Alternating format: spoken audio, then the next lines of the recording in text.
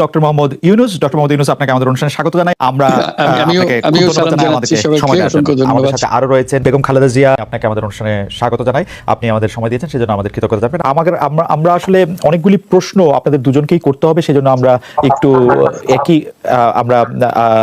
আপনার থেকে একটু টু দা পয়েন্ট এবং যদি কুইক একটু বলেন তাহলে আমাদের জন্য একটু সুবিধা হয়। আপনি গণতন্ত্রের পক্ষে লড়াইয়ে শামিল হতে বলছেন, প্রশ্ন কেউ কেউ করছেন, প্রশ্ন উঠছে, আপনি কি এইসব মামলা মোকদ্দমা থেকে মুক্তি পেতে ডক্টর মোহাম্মদ ইউনূস সরকারেরই পরিবর্তন চাইছেন? বিসমিল্লাহির রহমানির রহিম। আসসালামু আলাইকুম। দীর্ঘদিন অসুস্থ থাকার পর আপনাদের সামনে কথা বলতে পারার জন্য আল্লাহর কাছে শুকরিয়া আদায় করছি। আমার কারাবন্দী অবস্থায় আপনারা আমার কারামুক্তি ও রোগ মুক্তির জন্য সংগ্রাম করেছেন, দোয়া করেছেন, সেজন্য আমি আপনাদের সকলকে ধন্যবাদ জানাচ্ছি। দীর্ঘ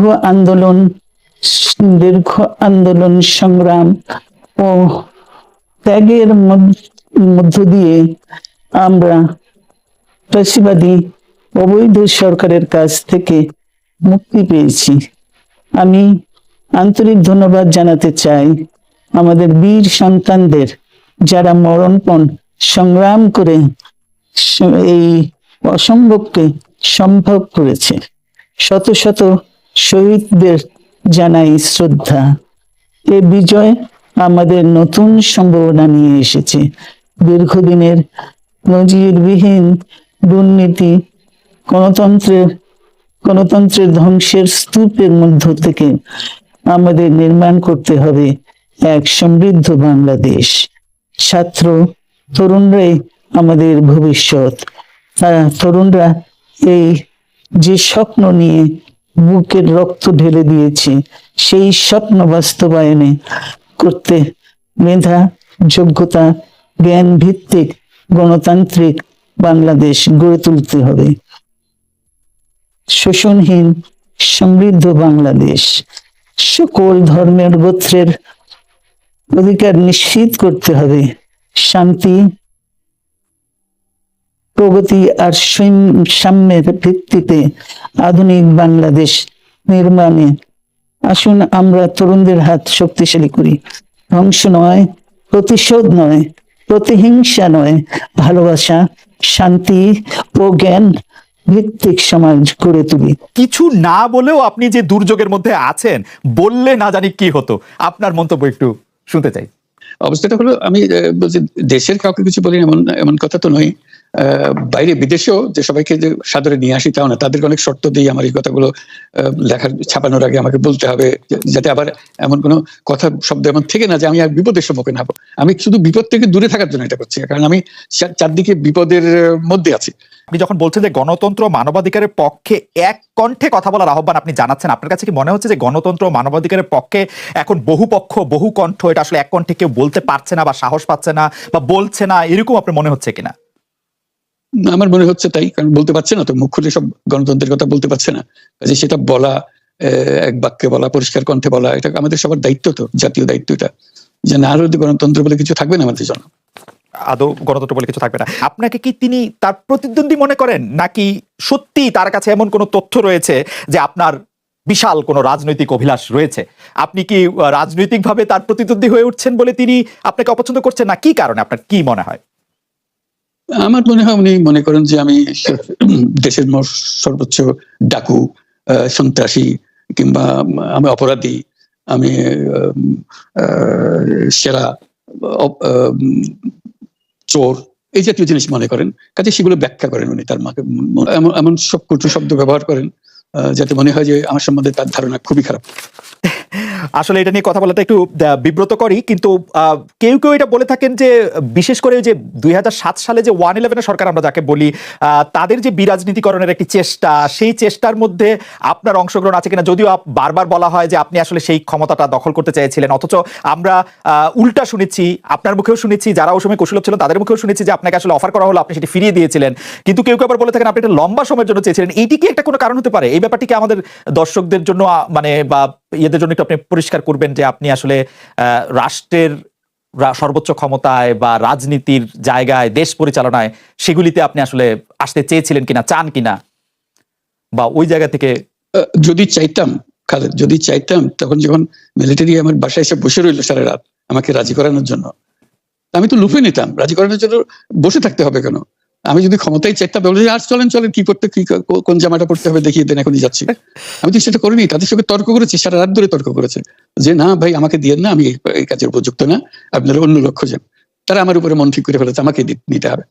আমি বারে বারে বলতেছি তাদেরকে, তো তারা নিরাশ হয়ে ফিরে গেল, বললো যে সকালবেলা আবার আসবো, সকালবেলায় আসলে তখন আপনি আমাদেরকে বলেন যে রাজি আছেন। ঠিক আছে, তা না হলে তো আমি সঙ্গে সঙ্গে রাজি হয়ে যেতাম।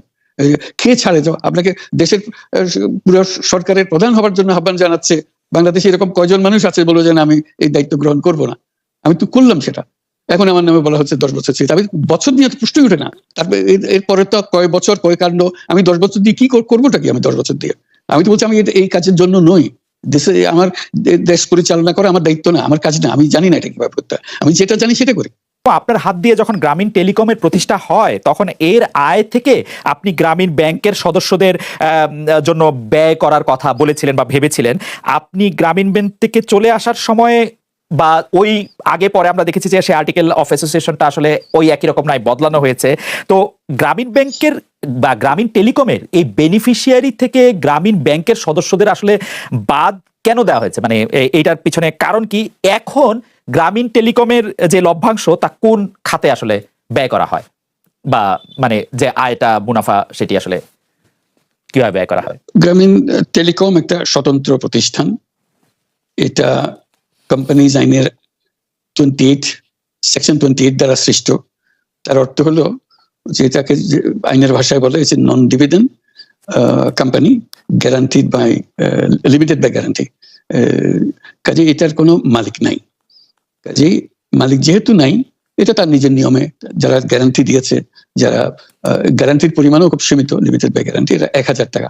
মানে যদি যত তোলপার হয়েও যায় কোম্পানিতে, বহু পাওনা থেকেও যায় লোকজনের, যারা এটার পরিচালনা পরিষদে আছে তাদের দায়িত্ব হবে 1000 টাকা পর্যন্ত। এর দায়ী থাকবে 1000 টাকা পর্যন্ত, এর বেশি তার দায়িত্ব থাকবে না। কাজে এত সহজ সরল একটা জিনিস।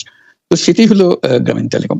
গ্রামীণ টেলিকম তখন একবার বলেছিল যে তাদেরকে কিছু কিছু সহায়তা দেবে এটা উপায় অর্জনের কাছ থেকে। এটা তাদের নিজস্ব সিদ্ধান্ত, এটা কারো চাপারও সিদ্ধান্ত না। যে সিদ্ধান্ত, সেই সিদ্ধান্ত অনুসারে সেই সমস্ত যে পরিমাণ টাকা তারা বলেছিল দেবে, এখানে দিয়ে যাচ্ছে। এই পর্যন্ত 500 কোটি টাকার উপরে দেওয়া হয়েছে এই সহায়তা। কাজে ওইটা যে আমরা বা গ্রামীণ টেলিকম এটার থেকে পৃথক হয়ে গেছে, তার যে কথা দিয়েছিল, কথা পুরো, এটা একটা কথা দিয়েছিল, এটা পূরণ করছে না। এটা আইনগত কোনো বিষয় যে আইনি বাধ্য হতে আমাদের দিতে বাধ্য হবেন এরকম কিছু ছিল না। কাজে এই ধরনের বিষয়টা এই টেলিকমের বিষয়ে বলা।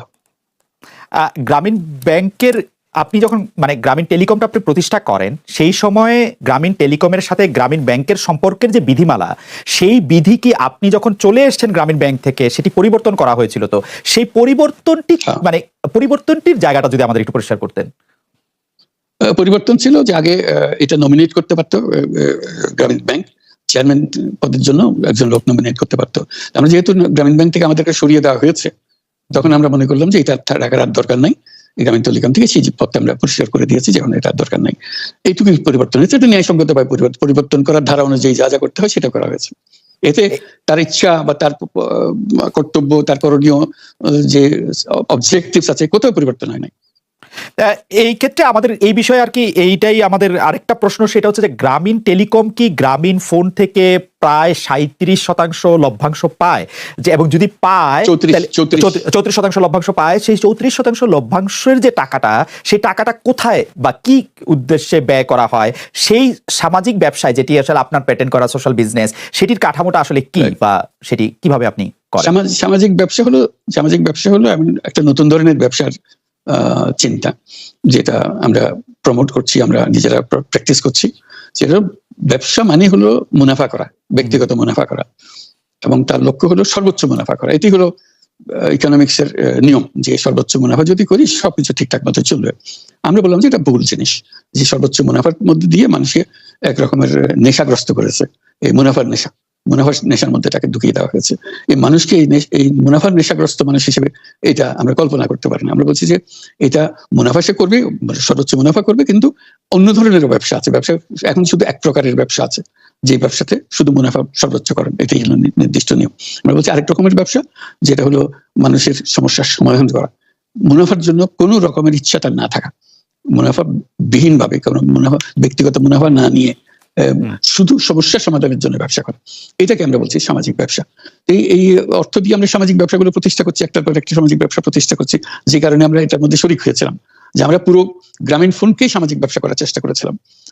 সেটা টেলিনরকে আমরা রাজি করাতে পারিনি, কাজে টেলিনর বলছে যে না আমরা ব্যবসা করবো, কাজে আমরা ওইটা না পেরে শুধু গ্রামীণ টেলিকমকে আমরা সামাজিক ব্যবসা হিসেবে রেখেছি। এর থেকে যে মুনাফা হয়, মুনাফার সমস্ত টাকা বিভিন্ন সামাজিক ব্যবসা সৃষ্টির কাজে ব্যবহৃত, এখনো তাই হচ্ছে।